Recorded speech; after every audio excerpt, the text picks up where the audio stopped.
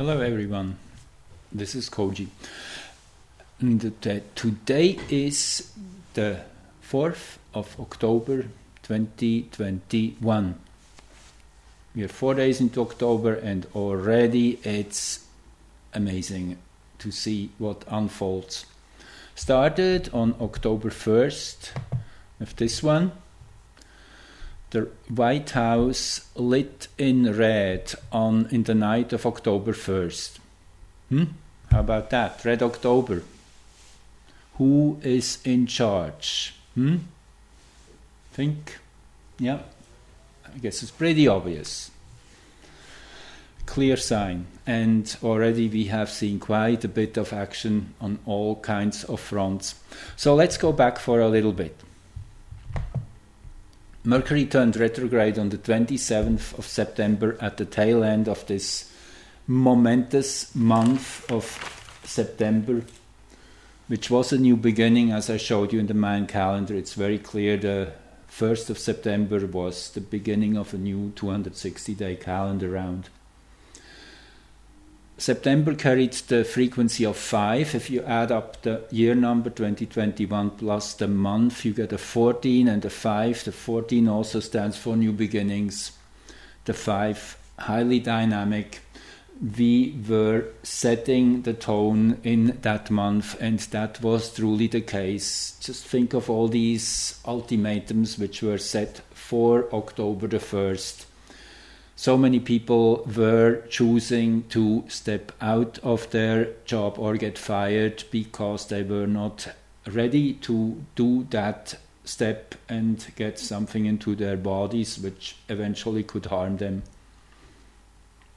So October is really the month of truth, of touching the hard surface of the rubber hitting the road, as they say.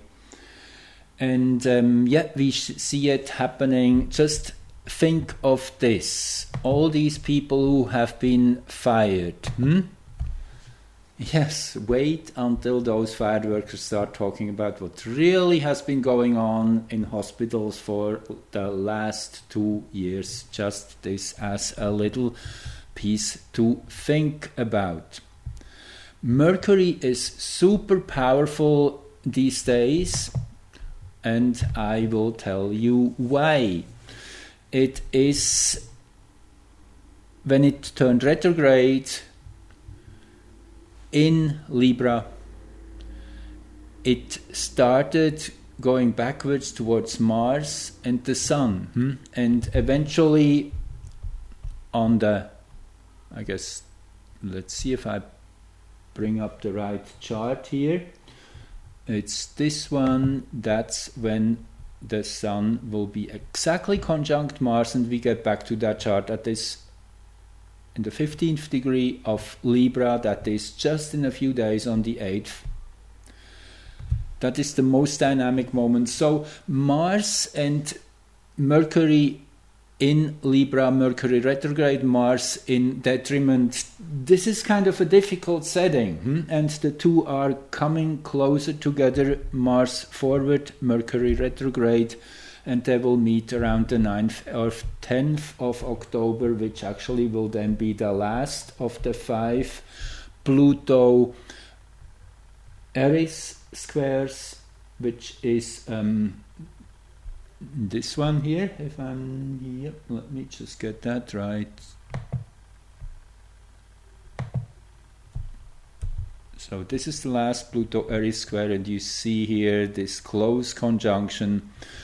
Pluto and Aries. Yes, that's, as I mentioned in several earlier recordings, this is the challenge which is on of truth, exposing power in a nutshell. Power, Pluto and Capricorn, is exposed as having been abused, misused, and Aries is the one who is not letting Pluto off the hook, of bringing everything into the clear light, into into alignment so everybody can see it. And this will be exact this last of 5 squares that started in the late 2019. And this has been an ongoing process going through many stages, and we are now at that place where finally we can come to the conclusive end phase, and it's very matching with all that is happening. Mars, Mercury, the Sun here in Libra. It's the exposure, people speaking out. Libra, air sign, there's lots of air energy. It's all about information flow and getting our voices heard, building the story, because that's what it is all about. This war is about the majority of people who are still kind of unaware what's going on. The more voices get out, and today Facebook was down, Twitter was down. No surprise, we will see more of that soon. That's the last kind of attempt to keep the truth under wraps and have it hidden, which won't work. It's already way too far advanced, the game. They are always a few steps behind. So it is an amazing thing as an astrologer to be able to shed light on it and show you. And again, there's so many more charts I could show. I always have to limit myself to a few. So let's get started here with what which I have seen, which I want to share with you. So first of all, Mercury, when turning retrograde, yes, it was exactly opposing Aries and squaring Pluto. So this was a clear sign. Yes, now we are getting to the real stuff, getting things out, and the voices will get really loud. Mercury, kind of retrograde, is a time always of revisiting what has happened before. Mercury moves so fast, and then whatever the papers and the things pile up on our desk, and well, it goes then into retrograde mode. That is when we work backwards and work through that pile and look through everything which has happened in a new way. In a way, it feels also like pulling the arrow string, and the farther Mercury goes back, the farther we pull that string back with the arrow loaded. And then when the release point comes with the direct motion around the 18th, then we will see real dynamic events unfolding. But up to that point, it is a building up of the story. More and more voices will come out. Also here, the Greenwich chart, which I always use. I guess you're familiar with this by now, those of you who are listening to me. Greenwich as being the 0 meridian, where Earth is divided into the eastern and the western hemisphere, which is definitely a man-made convention, but we are part of creation too. Whatever we decide to put our stamp on, this is an essential part of creation and of our perception. And in the end, it's all about perception, as we know. Very simple. If you just look at the media, they're the masters of perception, if you want. They are able to make us look in a certain direction, make us think in a certain way, bend the narrative in a way that most people still have not the slightest clue. Maybe now it's really starting to change fast. So when Mercury turned retrograde, also the moon was in Gemini. This added to the picture. Actually, the moon was very close to the black moon here, and Ceres, the north node, all up in the 9th house of truth, of seeing the bigger picture, of understanding the complexity of what is going on right now. Now the 14th degree, now watch that. Because just a couple days after, this was the 27th, and on the 28th actually, we had the first of 3 theories AW197 conjunctions. Now, those of you who are kind of new here, let me give you a little breakdown of what that means. Theories and AW197 are minor planets which have been discovered in the last 20 to 25 years. Theories has been found by astrologers who do the research that it represents exactly what the name says.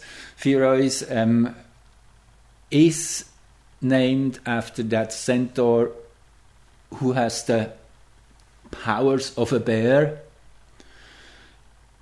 So it is Mother Bear protecting her cubs. That's, in an easy way said, it is the strong stepping forward, helping the weak, those who have no voice, the children and the sick people and all the people who fall prey to mind control. So it is that force of us in a collective way waking up. AW197 is the only larger body known for more than 20 years which has not been named yet. So it's kind of a very interesting one. That sense it goes under the radar, has been related to the art of the stratagem, the art of war, the ability to allow the momentum which the enemy is engaging in, to take that momentum and turn it around and use it in a way kind of like Aikido does. You are allowing the enemy to approach you, to attack you. And that's exactly what has been going on. This is such an amazing script, how reality, how everything unfolds, how that was allowed to happen, that whole pandemic, and then all that terrible next step into the jabbing of the people. But as Q had said in several of its messages, that people have to be shown. You can't just tell them. They have to experience it. They have to feel it on their own body, in their own personal space. It has to get so overwhelmingly powerful that pressure from above, from the system, from the Ministry of Truth. Just want to also throw in Hunger Games was a documentary. Actually, Donald Sutherland, who played the top bad guy in that movie, he said that himself in an interview after that he had played that role, and he said, yes, Hunger Games is a documentary, as was naturally The Matrix, as probably all of you have realized by now. Anyway, just now, okay, so these two had a conjunction. That was the first of 3. And if we here go into the Rayal program, which is giving us the chance to calculate all these aspects, Theories and AW197 have 3 conjunctions. This was the first one, September 28, 21, and there will be another 2 in March 2022 and the final one in June 2022. So this is a longer aspect again, coming in and out of orb, of the power of the people finally catching up and taking up that momentum and throwing it back up at them at full force. And interesting, you see the 14th degree of Gemini. Where was the moon when Mercury turned retrograde just a day earlier? That's how it works in that sacred geometry of astrology. how different important energetic events are interlocking with each other, empowering each other. It's really like a structure is being built, crystallizing. Also interesting that Juno here is conjunct the ascendant, and so is Huya. Huya is named after a Venezuelan rain god, and as research has shown, this energy is inviting us and opening the greater scope to transcend karma, to revisit what has been happening to us and go through therapy, it's a cleanup process which is happening, and Juno naturally is teamwork and coming together as one. Juno has been extremely important and is all the way through in Sagittarius, conjunct the great attractor, which is a powerful point. It's actually the convergence point of all the galaxies in our local cluster. If we would wait millions and millions of years, that's where all these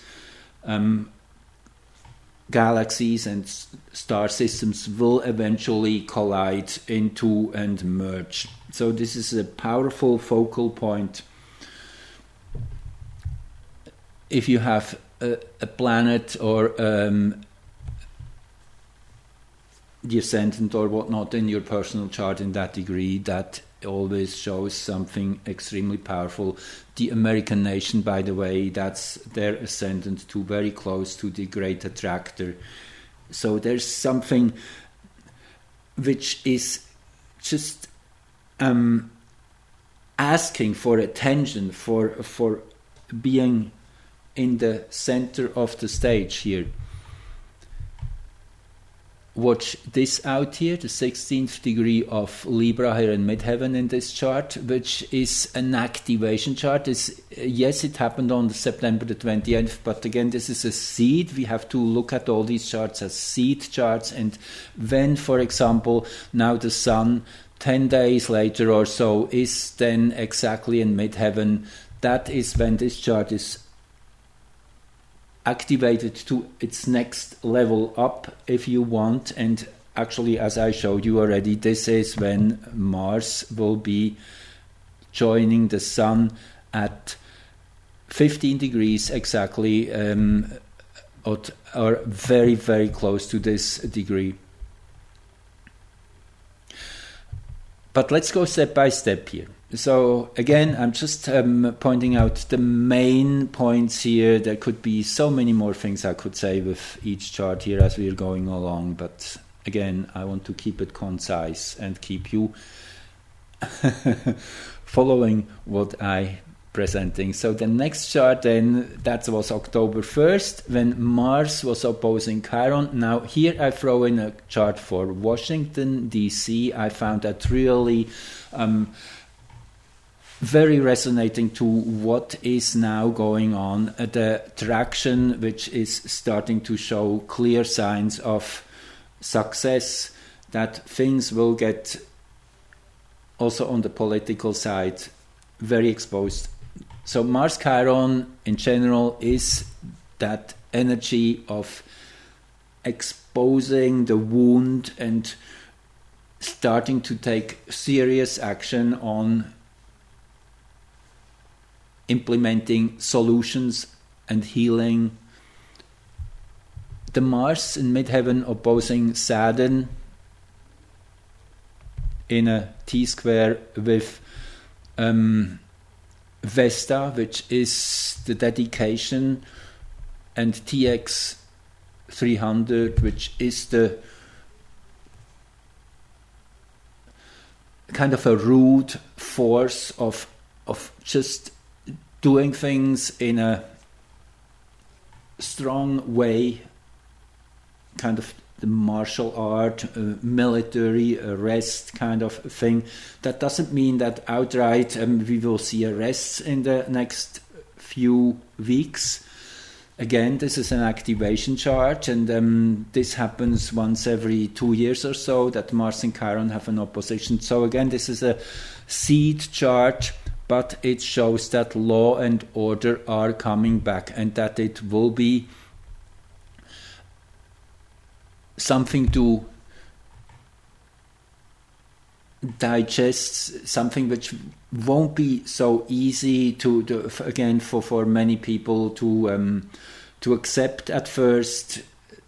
A hard and dark truth in a way, but it's on its way. This is a powerful structure. This TX square to Saturn has been going on for the whole year already,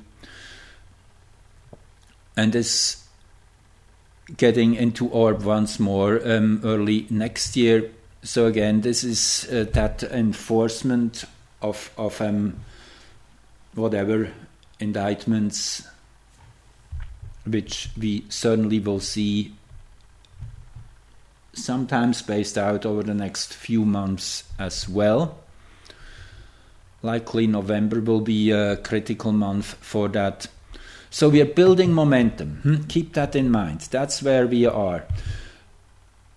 Okay, now on October the 2nd, Arrokoth. Okay, those of you who have been watching my videos are aware of Arrokoth. Arrokoth is that little tiny body which is far out in the solar system, actually the farthest distant object which has been visited and closely inspected by human beings through that space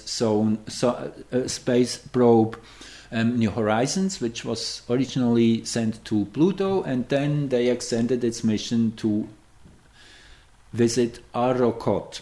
Arrokoth, named after a Native American word, the man standing under the open sky. So it's that ability to see the whole firmament at once, to see the bigger picture, to start having that ability, that kind of intuitive ability to put everything together into context and see through the false narratives. What stands out in this chart is the moon here, exactly midpoint, Mars and the part of fortune, but also naturally that whole stellium Mars Mercury here at the bottom of the chart. And then, right, this is the one thing I find particularly powerful here. Arrokoth, when perfectly stationary, turning back to direct motion, which now will be on for the next 7 months or so. In that sense, turning the attention outward again, to see outward and try to integrate the bigger picture, whereas before the last 4 months this was more of an internal affair of finding out our own inner truth and integration. Now we're again facing it outward, and this is a perfect T-square with the power axis here again for Greenwich, the 0 meridian. So Arrokoth is extremely powerfully placed here at this moment of turning direct. This is promising. Also, naturally, we have, this is within a day or so of that Mars-Sun Chiron opposition, which I just mentioned, which is that initiation of a true action-oriented solution. We are now, which now more and more becomes the major focus. Venus. Okay, Venus then entered hexagram 14 on the 2nd. Now let me get back to here. This, I want to show you this once more. Actually, it is here. That's what I want to show you. Right. Okay. So again, this is yet another layer of powerful information. It's this structure here, which is very special. You see, these 4 channels, they make a very special network within here, this electromagnetic grid, which is the template of the human design of how our internal wiring works electromagnetically. So this is a collective picture we have now, and between September 4th till January 18th, this direct connection, I did talk about that. You can go back to my earlier videos where I say more of that, but just in a nutshell, this is the ability to directly create from our bellies. It's called charisma. It's the ability to project and make things real in the moment. Now, we have to understand this is naturally a potential at first, but it frees a lot of natural force, allows us to make the direct connection. Contemplation is up here. Power is the title of Hexagram 34, actually Power of the Great. And then there is Hexagram 57 here chiming in. I mentioned this also in a Facebook post. September 11 to 17 was the first stretch where this whole configuration was strong. And this configuration again is totally fired up between the 6th of October to the 16th. And then again from the 25th to the 30th of October. So these are kind of the most powerful spells in this month, particularly focusing on the last 6 days of the month. They will be truly mind-blowing. You can just prepare yourself for that again on many levels, as the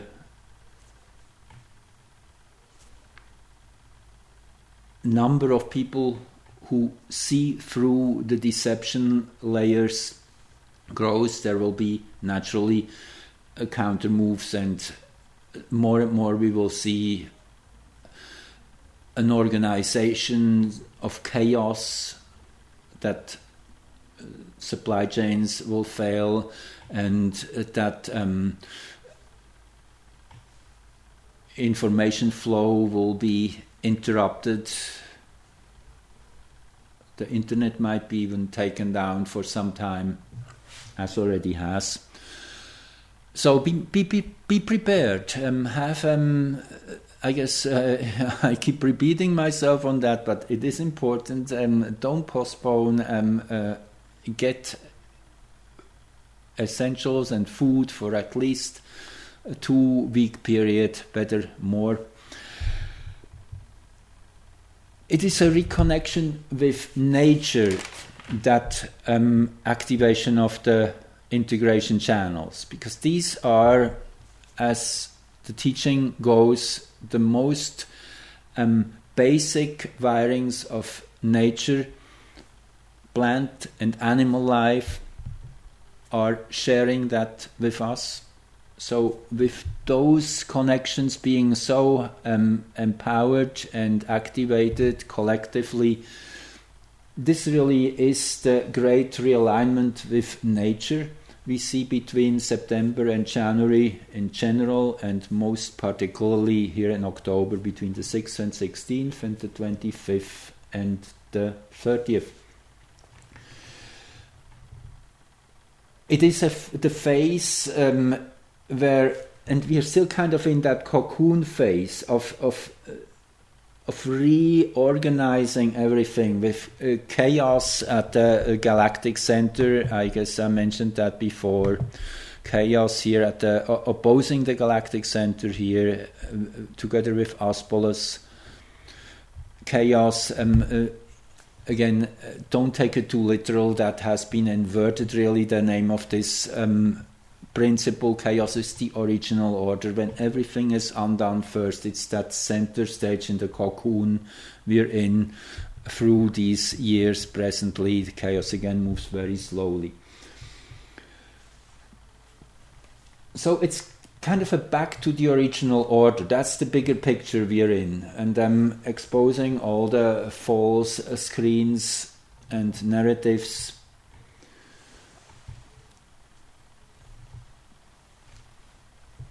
to undo all that and to transmute, and then generate, to use the vocabulary Oracle Girl is using, which again I highly recommend those of you who haven't been going there yet, oraclegirl.org.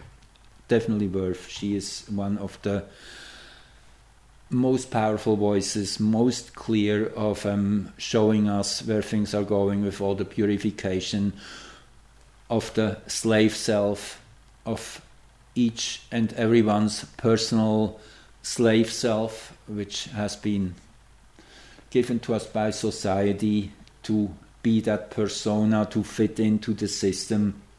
And we are recalibrating that and freeing ourselves from all the debris to become pure, aligned with the natural world, with the elementals. That's why it's so important to be out in nature every day, I would again suggest. Now let's go to the next level up. Again, I forgot saying this here. Let me just pull this screen up once more.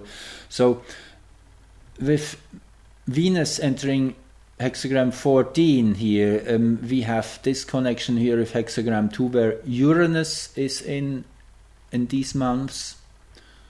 So for these days between the 2nd and roughly the 7th, 8th of October, there is this powerful line here connected, which allows us to realign our focus. This is the self, this is the driver. We are choosing which road to go down and how to present ourselves. And it is a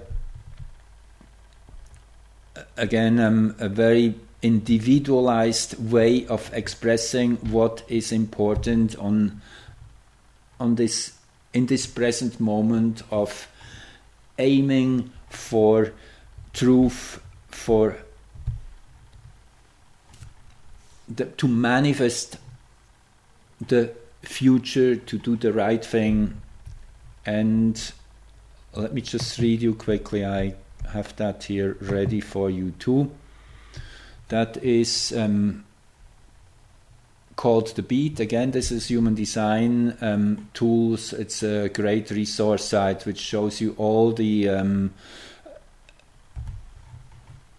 different frequencies of these different channels, if you're interested. So this is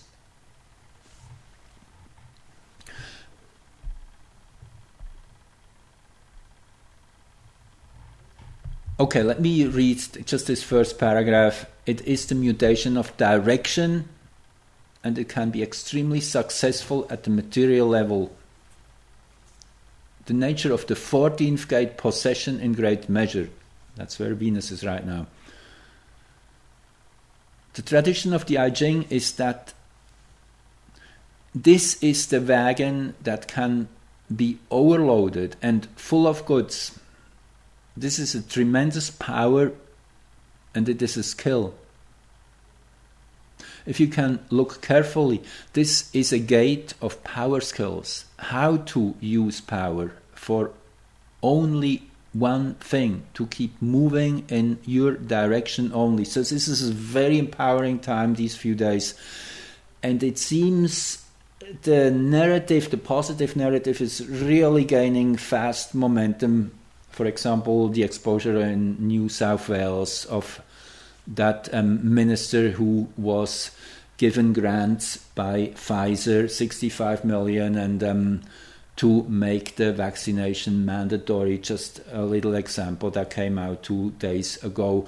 We now see more and more of these practitioners who have been laid off and fired. They now are naturally no more bound by non-disclosure agreements to keep their job. They're now free to say what they have seen. As I said, that has gained enormous momentum already, and we see already the reactions. The net has been shut down temporarily on many social platforms. So there's lots and lots going on, and then that is the second, and that was now yesterday. We had a heliocentric Venus-Saturn conjunction. Why is this important? Venus, when meeting with Saturn, takes on the responsibility to do the right thing. Venus is about harmony and balance, and Venus is the ruler of Libra, where the Sun is, Mercury and Mars. So Venus is the dispositor. In that sense, Venus is extremely important right now, and will stay so for a while, and I show you why. Because Venus will be let me just say that as I have written it down. So Venus will, let's go back actually, before I say a few more things on this chart, let me go to the geocentric view. So this is the same moment when Venus and Saturn had their heliocentric conjunction as seen from the Earth. Here Venus is at 25 Scorpio, will enter Sagittarius on the 8th of October, will then enter Capricorn on the 5th of December, and will be in Capricorn, then coming to a standstill at the 28th degree or 27th degree on the 19th of December, and then go retrograde for quite a few weeks till the end of January, to then again gain forward momentum and not enter Aquarius before March the 6th. So that means that Venus will be in that energy of Saturn for close to, actually for an exact 3 months. That is very long. That means this is an extremely important frequency for Venus to take on responsibility and act in that way of protecting and standing up, speaking out, taking on a public role to bring things back into a balance, into responsibility and truth. So let me quickly go back now to this chart, as it's such a powerful chart. I thought I should say a few words here. This is the heliocentric picture again. That this is the energetic background of what's going on. Always the heliocentric is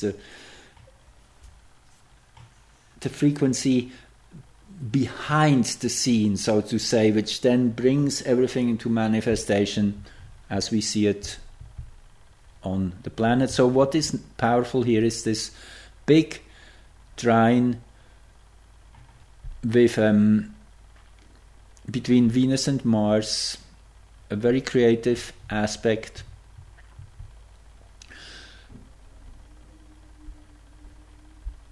Again, there's many more things here I could say. I would have to look closer, but what stands out here is Uranus at midheaven. If we do a parallel, if we overlay it over Greenwich, so if we take that moment in time as it would express in Greenwich. So you see again, that's the heliocentric and that's the geocentric chart. That's how we see it from planet Earth. So this Uranus is super important, as heliocentric Saturn and Uranus are approaching their square aspect.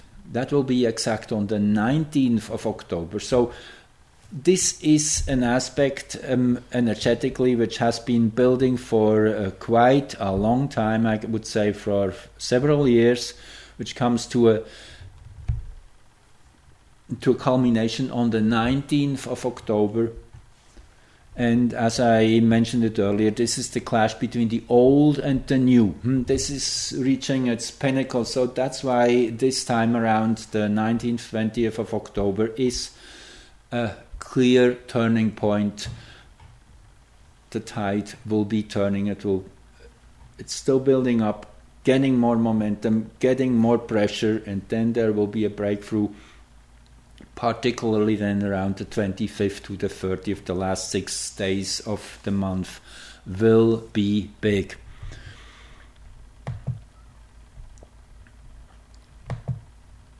So this is then the new moon, just around the corner, conjunct Mars. So this shows that, yes, this is a confrontation, and it's in Libra. So the confrontation will be first of all on the intellectual level, to speak out and expose and share the real story in that sense, and be very loud, louder than those who say the wrong things.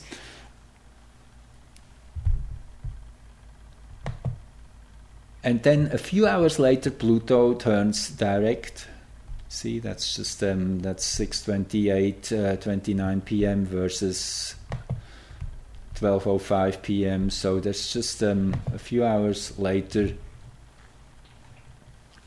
That means that new moon is under that strong Pluto influence, as the day when a planet turns its direction. It's super powerful. So that whole coming 4 weeks will have a very strong signature of Pluto. Pluto again, in a nutshell, is representing the power structures which have to be exposed, which we are working on unraveling and taking that power back as a people.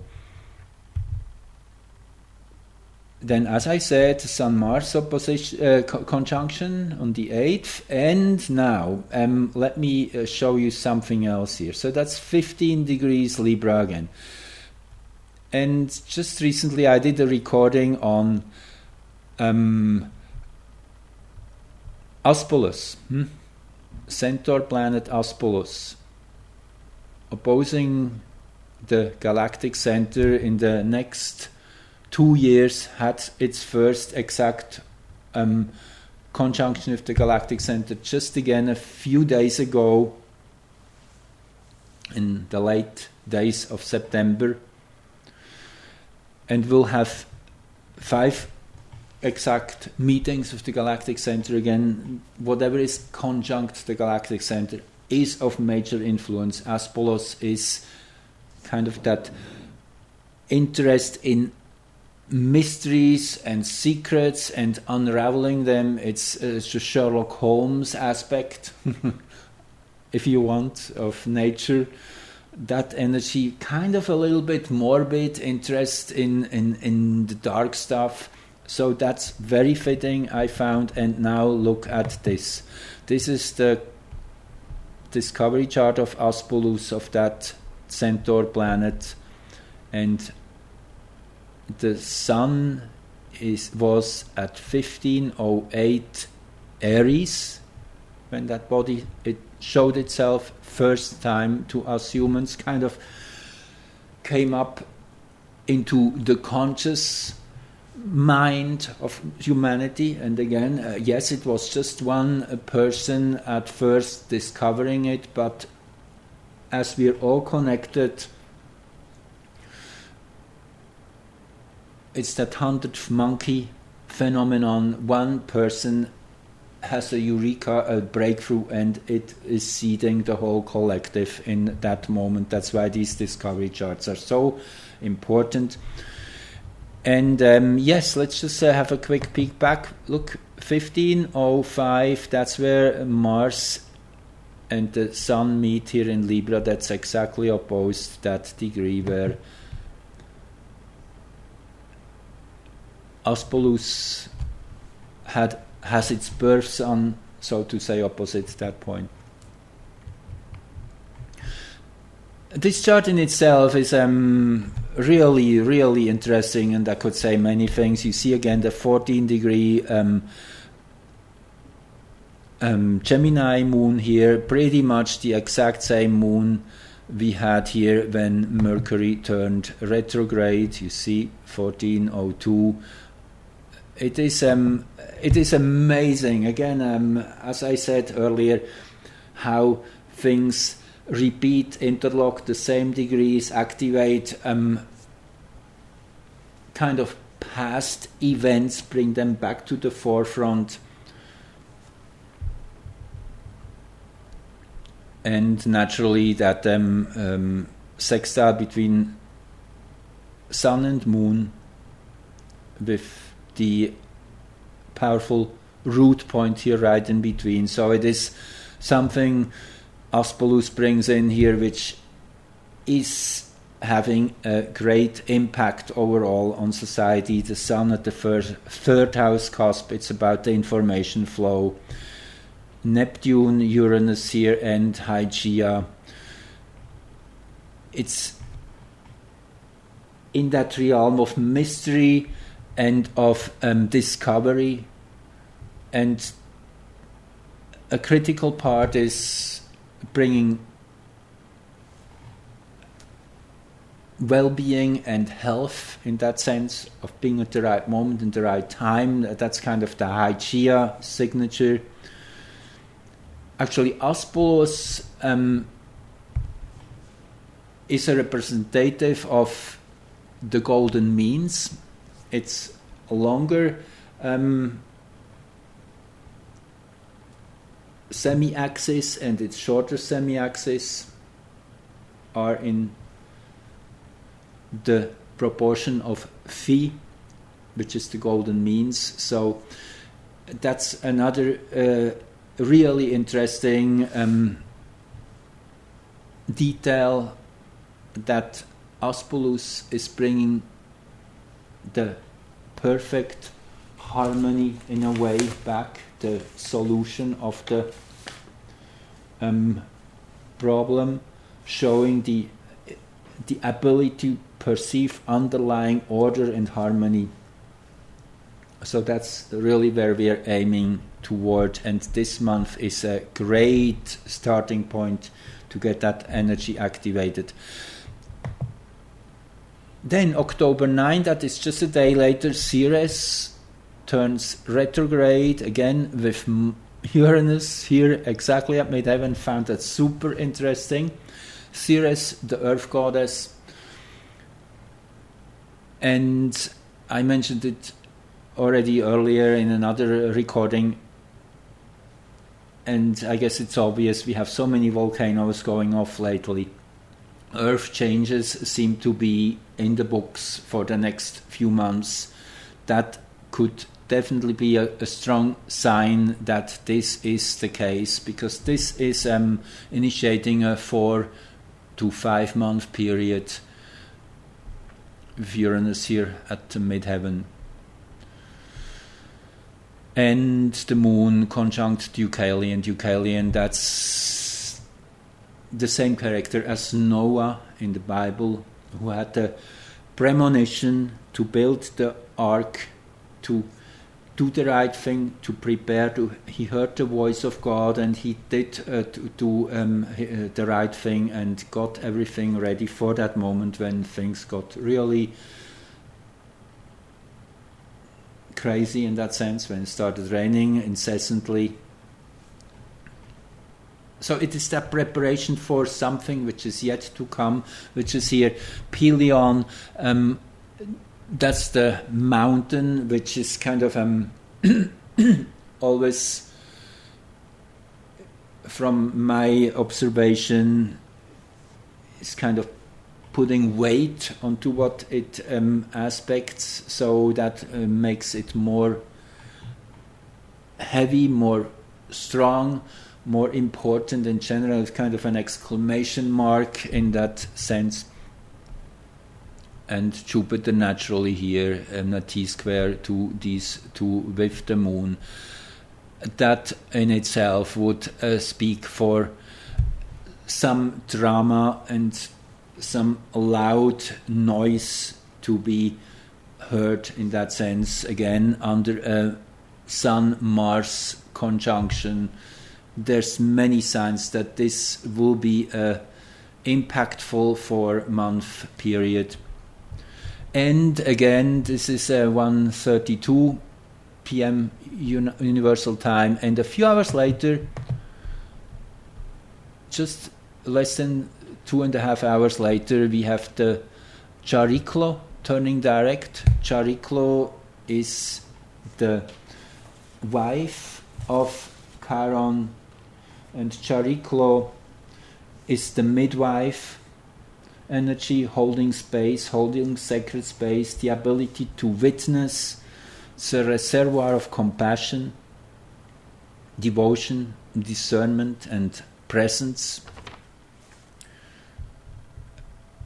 And Chariklo has just been visiting Capricorn once more for a few months, and is now kind of bringing that solidity, that solid structure of Capricorn, building from here and going back into, or forward into, Aquarius around November 9. Then that will be its second ingress.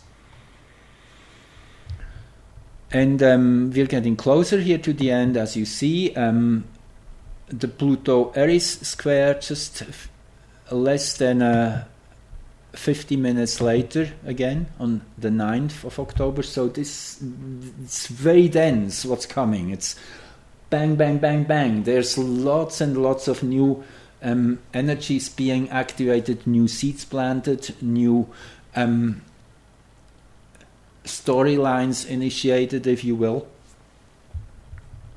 And this is, as I said earlier, this is the last of these 5 exact squares between these two outer planets. And Pluto and Eris, they have a history. Eris was the one which dethroned Pluto, took away its planetary status. Very, very meaningful, this story in itself. So Eris is destined to put Pluto into its proper place, and we are now entering the final phase of this as the separation now starts. And again, this is again a starting point which will go way into the year 2022 with Astrea. Very meaningful again here at the 4th house cusp. Astrea, actually this is dead on perfect. You see 043. It can't be more exact than that. Astrea, rolling one's sleeves back and doing the hard work, getting one's hands dirty. That's kind of the energy to clean up, to work through a whole rubble of debris and do the right thing. I just remember one famous reading, well, famous in my opinion, because it has been sticking to my mind. It was a reading I gave to a person who was strongly involved in the cleanup of the Exxon Valdez. Had Astrea dead on in midheaven, showing that this was kind of the type of person who would take on such a job. Anyway, But astrology is just amazing how it really opens the book. You can see where things are going in a bigger picture. And last but not least, then on the 11th of October, there will be the planet Saturn, which will coming back to direct motion. And we have these three giant planets. First, Pluto, just hours after new moon. Then Saturn on the 11th. And then Jupiter on the 17th, all changing gear into direct motion. This is kind of at the very deep end, a shift of energy from kind of first integrating the substance and then getting ready to expose it in a external way again. And just a detail here, Moon conjunct Juno. Yes, it's again about standing together and being a collective who, like the many pillars holding a big roof, if we do align our energies, if we become coherent, if we do not allow them to divide us against them, black against white, whatever, you know, that game which has been going on, which was really the reason we were never really gaining ground, because we were played out against each other. That is coming to an end, it shows, on many levels. Last, I just want to quickly give you a preview of that. That is March 6, 2022, so that will be the day when Venus and Mars will enter Aquarius.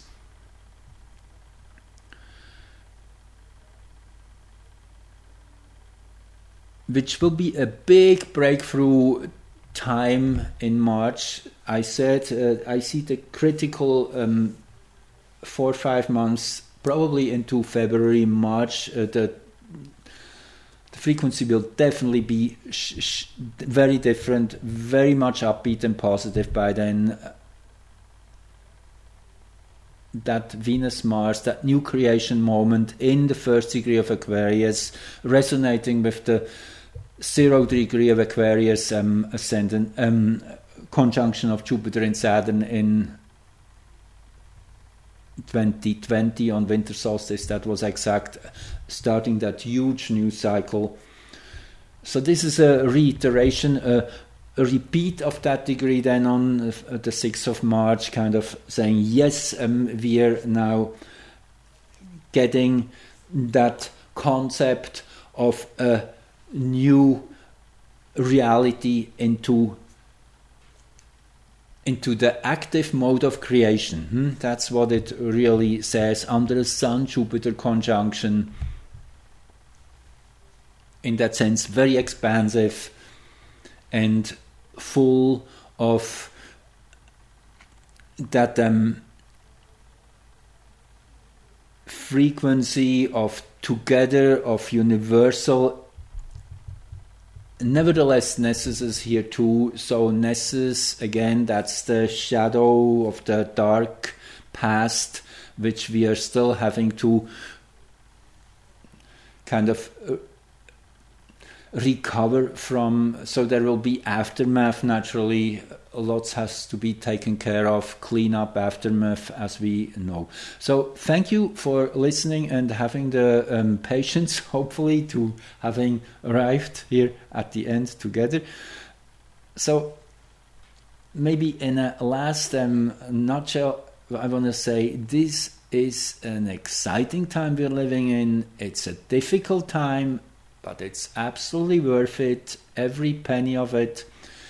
Enjoy it. You came here for a reason. You have signed up for this, and you have the wiring, you have the information, you are ready for that. You have been made for that. So the more you grow into your personal power, the more powerful we are as a collective to create a wonderful and exciting future. The best is yet to come. Thank you, and give it a like and subscribe if you will, or share it even. Thank you so much. Talk to you soon.